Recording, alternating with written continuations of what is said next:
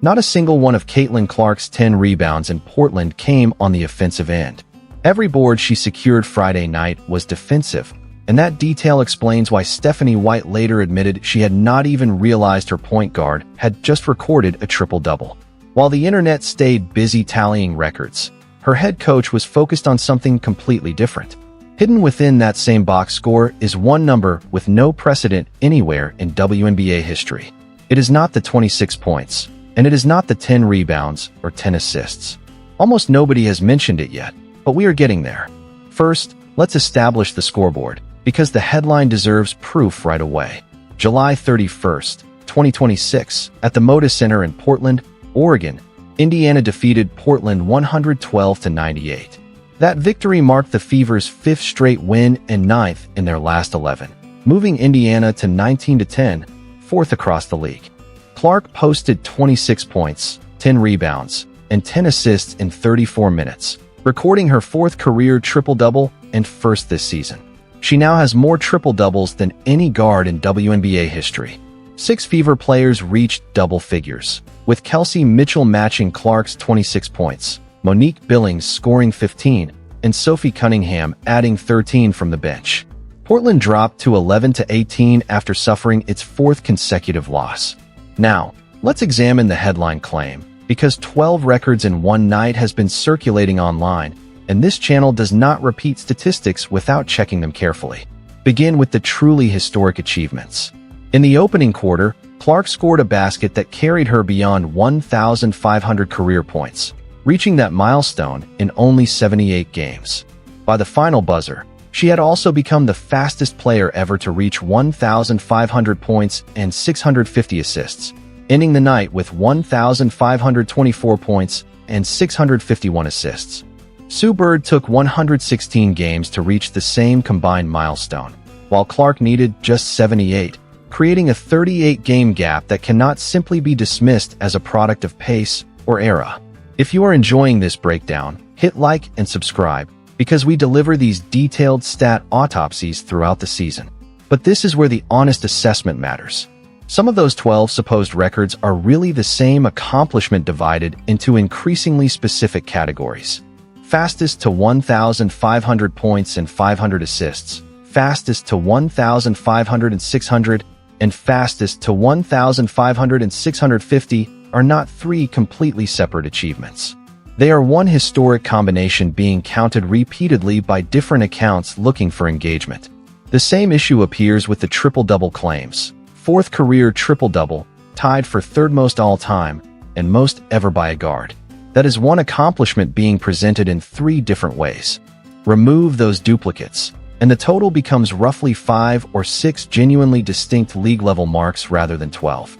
It remains extraordinary and historic, just without the inflated counting. And that brings us directly to the second thing almost nobody wants to say. The numbers from Friday become much more meaningful once you remember what happened the last time these teams met. Portland entered as a first-year expansion franchise carrying an 11-18 record and 4 consecutive losses. Indiana had just delivered its 5th straight 100-point game, the longest streak of its kind in WNBA history, which is a legitimate team record. Still, part of that run came against a roster built only 12 months earlier, so context matters. But Portland is not some harmless opponent. This exact team held Caitlin Clark to 6 points 2 months ago, meaning Friday was not simply a stat-padding performance against a pushover.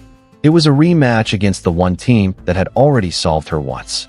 Go back to May 30th, 2026, in the same building. Portland Fire won 100-84 over Indiana Fever, with Clark finishing at 6 points on 1 of 7 shooting, 6 assists, 2 rebounds, 22 minutes, and 5 personal fouls, including her 4th in the 3rd quarter. And there is an important detail that recap videos repeatedly get wrong. Indiana did not control the opening minutes. Portland stormed ahead 29-15 after 1 quarter, extended it to 44-26 in the 2nd, led 50-37 at halftime, and pushed the advantage to 25 in the 3rd before coach Alex Surama began resting his starters. Megan Gustafson scored 22, Carla Leite posted 18 points and 12 assists, and Emily Angsler added 16 points and 10 rebounds. Those were the first 2 double-doubles in Portland Fire franchise history, and they came at Indiana's expense before a sellout crowd of 19,347. There is another layer worth remembering. Clark did not play in the Fever's May 21st meeting with Portland in Indianapolis because of a back issue, and Indiana disclosed that injury less than 2 hours before tip-off, earning a formal warning from the league office for late injury reporting. The Fever won that game 190-73 without her. 9 days later, Clark returned and was swarmed into the worst scoring night of her season. She has since missed additional time this year because of that same back problem and only returned to the court within the last several weeks. That context completely changes how Friday's numbers should be viewed. So what changed between the two matchups? Portland's May approach was simple and brutal. Bump Clark, crowd her with 2 defenders whenever she crossed half court, and force her into early foul trouble so Indiana's offense loses its engine. It worked perfectly. Indiana's response Friday was just as direct. Get downhill, absorb contact, and make the officials decide. Clark stopped settling and attacked the paint, and eventually the whistle followed. She lived at the free throw line, converting 14 of 17 attempts, with those 17 tries coming 8 more times than any other player on the floor. That was not merely a soft foul night. It was a guard repeatedly putting her shoulder into defenders and daring them to keep reaching. But the detail almost everyone missed was hiding inside the larger numbers. Entering Portland, Clark was averaging 7.9 assists in only 29 minutes per game. Project that over 36 minutes, and you get roughly 9.7 assists, while she was also averaging 21.5 points per night, third in the league in scoring. Nobody in recorded WNBA history has combined that scoring volume with that creation rate while playing so few minutes. She is not simply compiling. She is compressing. Most elite floor generals need 34 to 35 minutes to reach 9 assists. Clark is producing that level while her coach is deliberately protecting her minutes because of the back.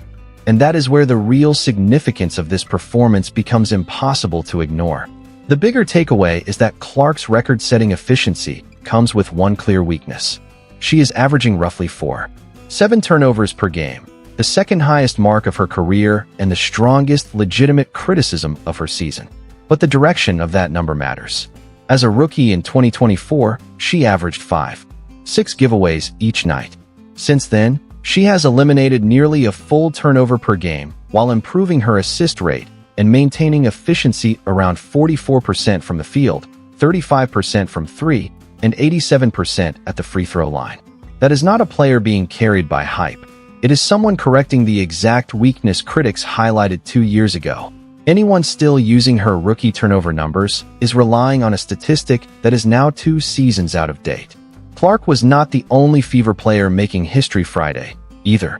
Kelsey Mitchell matched her with 26 points, extending her streak to 13 consecutive games with at least 20 points, tying Diana Taurasi for the second longest such run in league history, behind only Aya Wilson's 15-game streak. Mitchell also knocked down her 749th career three-pointer, moving past Tina Thompson into 6th place on the all-time list. Consider the significance. Thompson played 15 seasons during an era when teams rarely prioritized three-point shooting, while Mitchell reached that mark in far less time. And Friday showed her veteran patience perfectly. She allowed Clark to control the first half before erupting for 11 points in the third quarter and 8 more in the fourth. Aaliyah Boston's performance looks understated until you examine the entire line. 9 rebounds, 6 assists, and 5 steals. She powered Indiana's opening stretch, scoring or assisting on nearly everything the Fever produced early. Those 5 steals became crucial turning points, immediately converting defensive stops into transition chances, including one that finished with a Sophie Cunningham 3. Boston also moved into 3rd place in franchise history for made field goals, passing Katie Douglas. Add Monique Billings' 15 points and Alyssa Smith's aggressive rim attacks to open the 4th, and Indiana finally has enough production to remain stable when Clark leaves the floor. That was the central weakness diagnosed last season, and now it appears corrected. Then came the Sophie Cunningham situation, which made the Moda Center one of the most unusual settings of the season. Portland fans booed Cunningham whenever she entered, beginning midway through the first quarter, While some waved small transgender pride flags following comments she made in a national profile weeks earlier, rallies supporting and opposing her were also organized outside the arena. Whatever someone thinks about the politics surrounding it, her performance on the court was clear. 13 points on 4 of 6 shooting, 3 of 5 from beyond the arc, and a plus 18 rating, second best in the building behind only Clark's plus 23. She missed just 2 shots all night. Before tip-off, Cunningham's own response was remarkably unfazed. She said that, at the end of the day, she comes in and does her job. The final score backed up Cunningham's confidence, but Stephanie White had no interest in allowing the night to become all about Caitlin Clark's triple-double. She admitted that she did not even realize Clark had completed one until the team reached the locker room, choosing instead to highlight an area where Clark continues to make noticeable progress: defensive rebounding. That detail connects directly to the 0 offensive rebounds mentioned earlier and gives the performance another layer beyond the headline numbers. White also addressed the frustration surrounding the off-court attention, explaining that the team wants to keep the conversation centered on basketball and continue growing together while viewing the situation as part of the league's broader development. Read between those comments, and it sounds like a head coach determined to keep a 5-game winning streak from being swallowed by a news cycle that has little to do with what happened on the court. But there is a bigger question the highlight reels largely skipped. What does Indiana's offense actually look like once the quality of the opponents is taken into account? 5 consecutive games with 100 or more points are unprecedented, yet 3 of those performances came against teams currently outside the playoff picture, while Portland entered this matchup after suffering 4 straight losses.